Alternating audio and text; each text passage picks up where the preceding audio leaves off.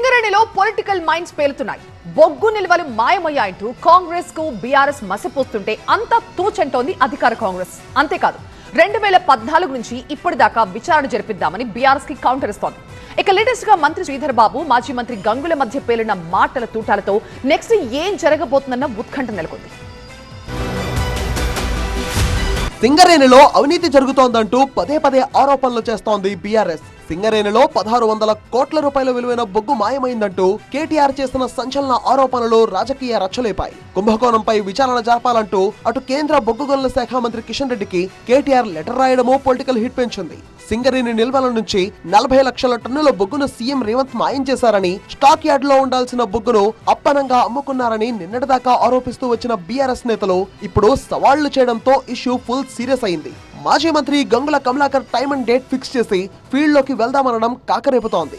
అంతకుముందు సింగరేణి బొగ్గు నిల్వలపై స్పందించిన మంత్రి శ్రీధర్ బాబు బీఆర్ఎస్ చేస్తున్న ఆరోపణల్లో ఎలాంటి వాస్తవం లేదని కొట్టిపారేశారు.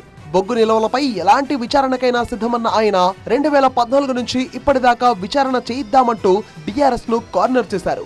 బొగ్గు ఉత్పత్తికి సంబంధించిన ఎన్ని నిల్వలు ఉన్నాయి 2014 నుంచి ఇప్పటివరకు మొదలు పెడదాం.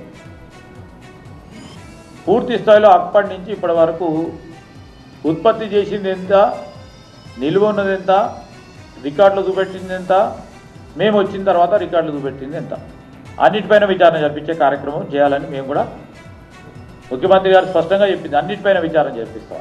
మీరు అంటా ఉన్నారు కనుక దానిపైన విచారణ జరపాల్సింది కదా. ఇవే శ్రీధర్ బాబు కమెంట్స్ పై లేటెస్ట్ గా స్పందించిన మాజీ మంత్రి గంగుల కమలాకర్ డేట్ ఫిక్స్ చేసి మరీ రియాలిటీ చెక్ కి వెళ్దామన్నారు. దమ్ముంటే బొగ్గు నిల్వలు ఎక్కడున్నాయో చూపించాలని సవాల్ విసిరారు. మంత్రి గారు ఒక స్టేట్మెంట్ ఇచ్చింది, నేను నిల్వలు ఉన్నాయి, మీరే రాజకీయం చేస్తుండ్రు, మీ ప్రభుత్వం ఉన్నప్పుడే ఏదో జరిగిందని చెప్పి వాళ్ళు ఏదో మాట్లాడుతున్నారు.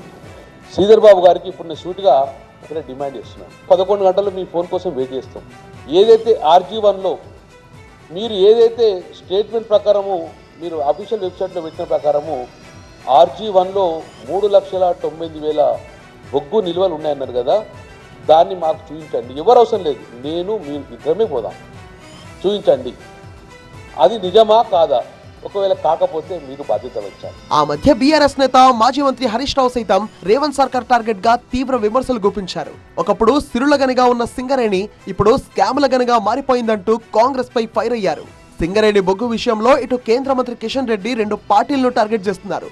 యూపీఏ హయాంలో ఇష్టారీతిన కోల్ బ్లాకులు కేటాయించేవారని, తామొచ్చాక కోల్ బ్లాకుల్లో అనేక రిఫార్ములు తెచ్చామంటూ కాంగ్రెస్ పై కన్నెర్ర చేశారు. గతంలో తన ఉత్తరాలకి రిప్లై ఇవ్వని బీఆర్ఎస్ నేతలు ఇప్పుడు తనకు ఉత్తరాలు రాయడం ఆశ్చర్యంగా ఉందంటూ కారు పార్టీ పైన ఫైర్ అయ్యారు. సో సింగరేణి సెంట్రిక్ గా పొలిటికల్ మైండ్స్ గట్టిగానే పెళ్తున్నాయి. గంగుల సవాల్తో రాజకీయం ఇంకాస్త హీటెక్కింది. మరి గంగుల కమెంట్స్ పై మంత్రి శ్రీధర్ బాబు ఎలా స్పందిస్తారో, సవాల్ స్వీకరించి కోల్ఫీల్డ్ లోకి వెళ్తారా లేదా, అటు బీజేపీ నుంచి ఇంకెలాంటి రియాక్షన్స్ ఉండబోతున్నాయి అన్నది హాట్ టాపిక్ గా మారింది.